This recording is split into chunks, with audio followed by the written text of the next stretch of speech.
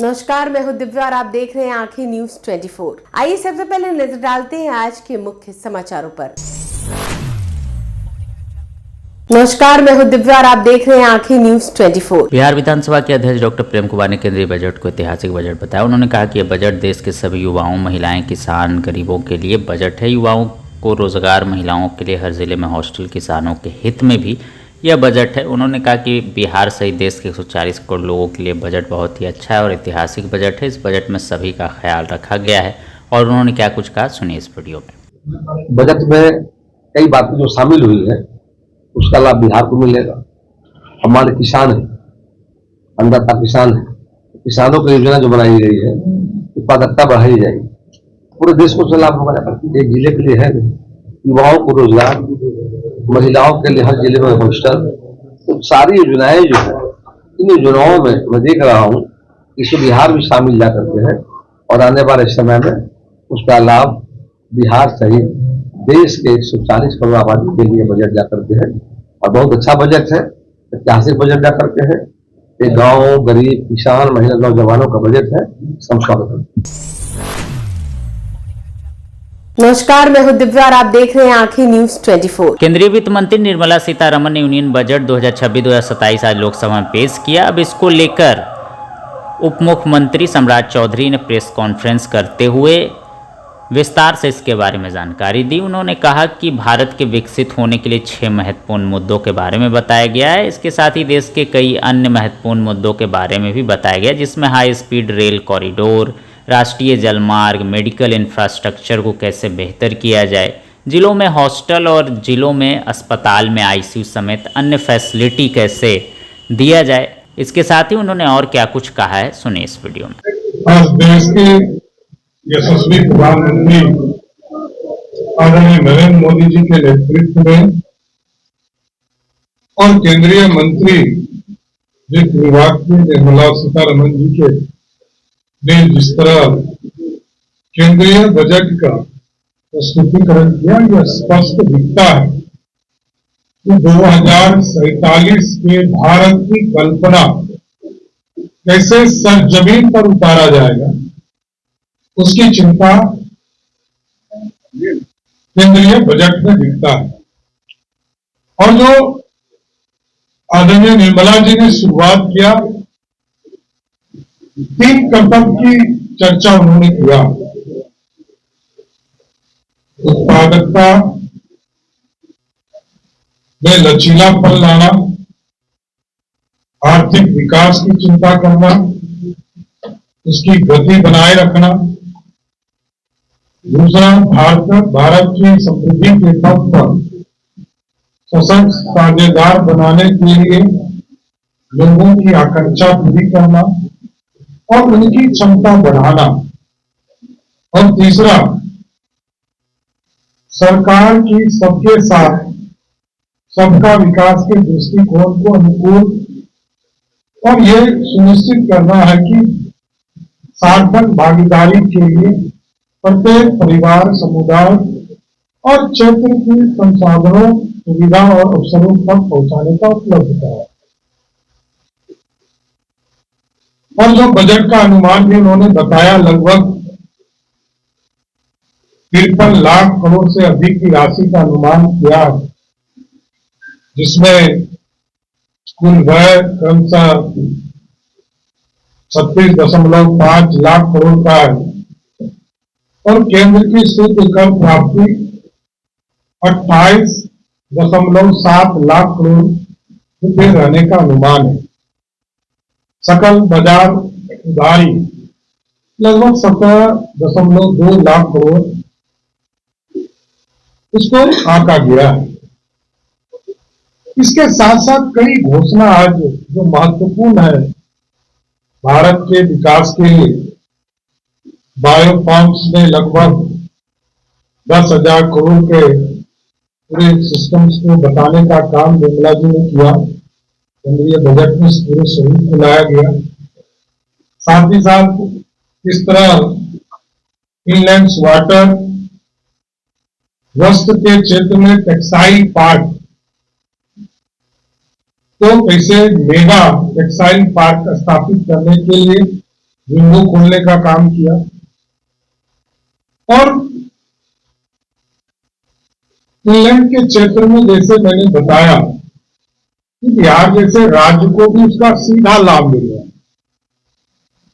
पटना से बनारस के जलमार्ग को पूरी तरह व्यवस्थित किया जाएगा और यहां पर मेंटेनेंस के लिए भी कारखाना खोलने का काम किया जाएगा। जमीन भी हम लोगों ने उसके लिए उपलब्ध कराया है। और सबसे जो महत्वपूर्ण है इंफ्रास्ट्रक्चर, इंफ्रास्ट्रक्चर के क्षेत्र में 12 लाख करोड़ रुपया से अधिक राशि उपलब्ध कराया जा रहा है, जो 26 और 27 में इस देश के इंफ्रास्ट्रक्चर में पूरी तरह काम करने का काम किया जाएगा। शहरों को आर्थिक क्षेत्र का विकास किया जाएगा, उसमें भी लगभग 5,000 करोड़ रुपया का आवंटन किया गया है, जिससे शहर की आर्थिक क्षेत्र के विकास के लिए इसको काम दिया जाएगा। और जो सबसे महत्वपूर्ण है वो है हाइब्रिड रेल कॉरिडोर बनाने का। उसमें कई राज्यों को इसका लाभ मिलेगा, लेकिन बिहार को भी इसका लाभ बनारस से सिलीगुड़ी के बीच में 7 हाई स्पीड रेल कॉरिडोर बनाने की घोषणा की गई है। उसमें से एक है जिससे कि बिहार को भी इसका पूर्ण रूप से लाभ मिलने का काम किया जाएगा। मेडिकल के सेक्टर में एक बड़ा घोषणा आदरणीय वित्त मंत्री जी ने किया। एक तो सभी डिस्ट्रिक्ट हेडक्वार्टर के हॉस्पिटल में ट्रॉमा सेंटर के साथ साथ आईसीयू का निर्माण के लिए, और दूसरा 3 नए आयुर्वेद संस्थान स्थापित करने का भी घोषणा आज हुआ है।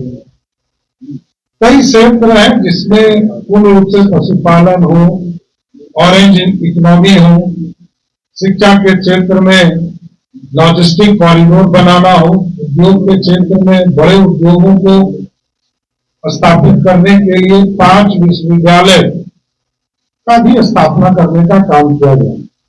साथ ही साथ पर्यटन के क्षेत्र में भी लगातार ऐसे गाइड्स बने और 10,000 गाइड कैसे हम चिन्हित करके उनको स्किल करके पूरी व्यवस्थित करने का काम किया गया। उसके साथ साथ उचित मूल्य कृषि, सरकार उच्च मूल्य वाली फसलों को की खेती के लिए समर्थन देगी, इसकी भी घोषणा आज हुई है। साथ ही साथ मानसिक स्वास्थ्य और ट्रॉमा सेंटर के लिए सरकार प्रतिबद्ध है और इसके लिए भी 2 इंस्टीट्यूट की घोषणा हुई है, जो एक रांची और तेजपुर में होगा। लेकिन मानसिक स्वास्थ्य और ट्रॉमा सेंटर की स्थापना के लिए सरकार पूरा सहयोग करेगी।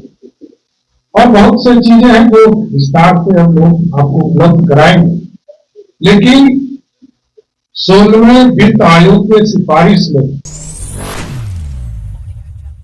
नमस्कार, मैं हूं दिव्या और आप देख रहे हैं आंखें न्यूज 24। संसद में केंद्रीय वित्त मंत्री निर्मला सीतारमण के द्वारा केंद्रीय बजट पेश होने के बाद बिहार के उप मुख्यमंत्री सह मुजफ्फरपुर जिले के प्रभारी मंत्री विजय कुमार सिन्हा ने अपने मुजफ्फरपुर दौरे के क्रम में पत्रकारों को संबोधित करते हुए कहा कि यह बजट गरीबों के उत्थान और कल्याण के लिए, किसानों की आय दोगुनी करने के लिए, महिलाओं के सशक्तिकरण के लिए बजट की उम्मीदों पर खड़ा उतरेगा। और उन्होंने क्या कुछ कहा, सुनिए इस वीडियो में। के रूप में विकसित करने पर बल दिया गया। बिहार में शहरीकरण की व्यापक संभावना है। साथ ही माननीय मुख्यमंत्री जी के नेतृत्व में 7 विषय 3 भी नागरिकता को एक विकास की अंकड़ी के रूप में देखा जा रहा है। बजट में इसका भी ध्यान रखा गया। सिटी इकोनॉमी का जो सूत्र केंद्रीय बजट में प्रस्तावित किया गया है, हमारा यह सिटी डेवलप करने में बड़ा सहायक होगा। यह बजट कहीं न कहीं स्वास्थ्य के क्षेत्र में भी बेहतर करने का,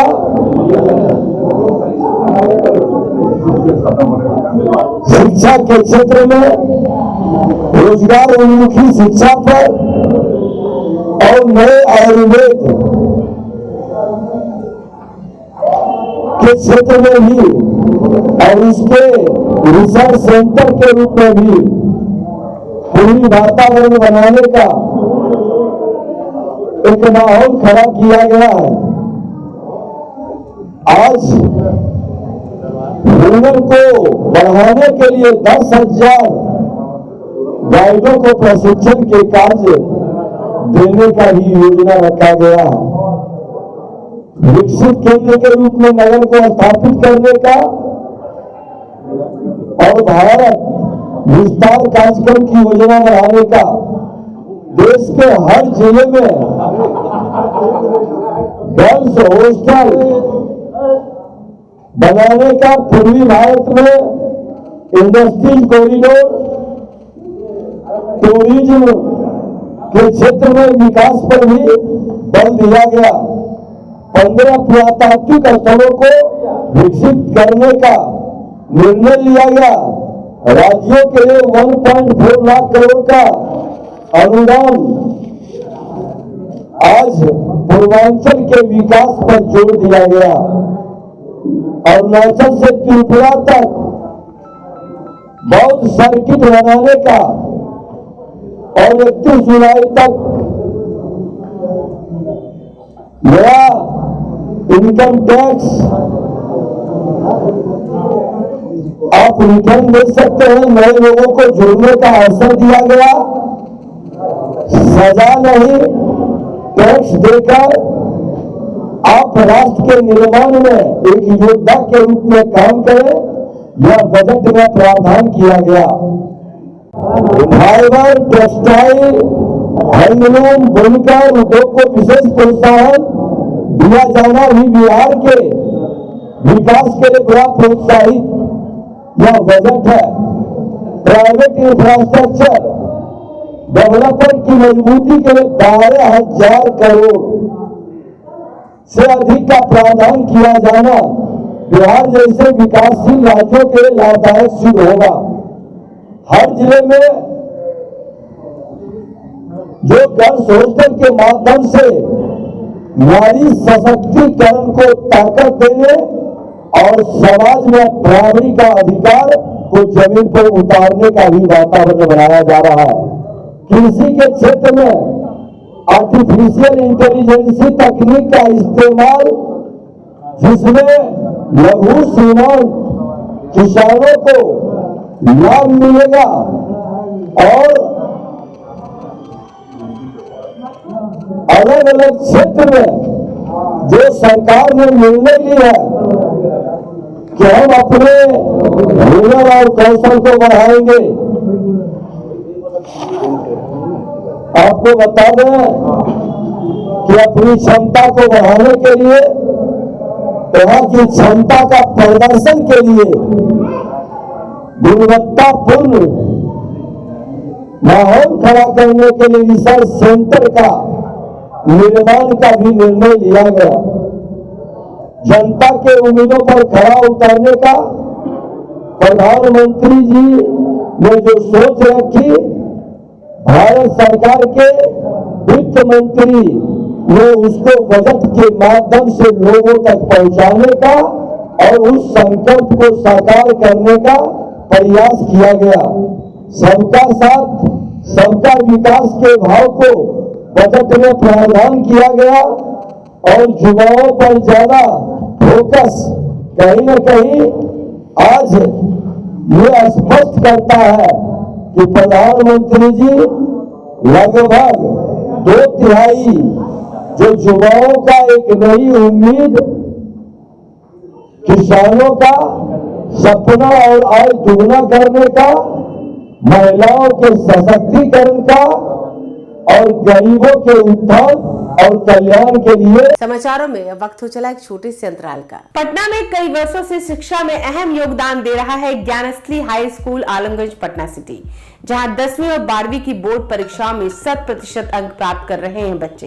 एक ऐसा स्कूल जहां न केवल होती है पढ़ाई, बल्कि साथ ही साथ होती है कल्चरल एक्टिविटी, स्पोर्ट्स एक्टिविटी से जुड़े गेम्स, मैथ ओलंपियाड से लेकर साइंस ओलंपियाड, जहां बच्चों के लिए स्कूल कैंपस अत्याधुनिक सुविधाओं से लैस, छोटे बच्चों के लिए वाहन और ट्रांसपोर्ट की विशेष सुविधा। तो देर किस बात की, आज ही कराएं अपना नामांकन Gyansthali high school Alamganj Patna city में, जहां नामांकन की प्रक्रिया जारी है। संपर्क करें पुलिस चौकी Alamganj main road near Alamganj थाना पटना बिहार 800007। ब्रेक के बाद आपका फिर से स्वागत है।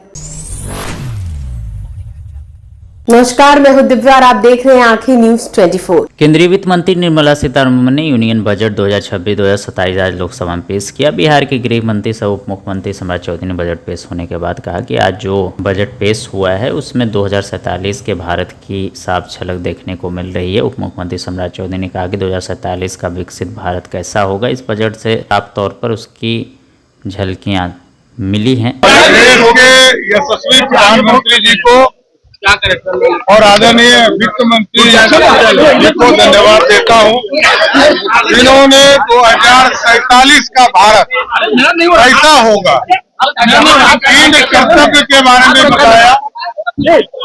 6 मुद्दे जो महत्वपूर्ण इस भारत के विकसित के लिए होंगे उसके लिए बताया।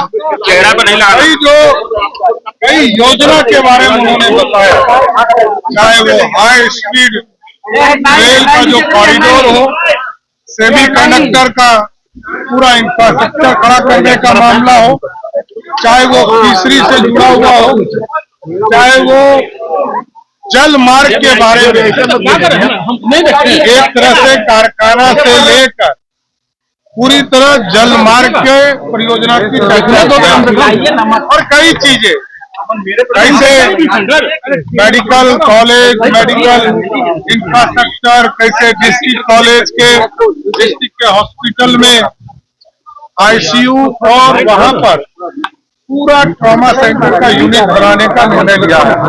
इसलिए और मैं विस्तार से आपको बात आपके बीच में करूंगा, लेकिन आज आदरणीय प्रधानमंत्री जी नरेंद्र मोदी जी को और वित्त मंत्री निर्मला सीतारमण जी को धन्यवाद देता हूं कि 2047 के भारत के लिए जो नींव आज उन्होंने रखा है, इसके लिए उनको बधाई। अगर आपने अभी तक हमारे चैनल को सब्सक्राइब नहीं किया है तो हमारे चैनल को जल्द से जल्द सब्सक्राइब करें, लाइक करें और शेयर करें। देश और दुनिया की तमाम खबरों को देखने के लिए लगातार देखते रहें आंखें न्यूज 24।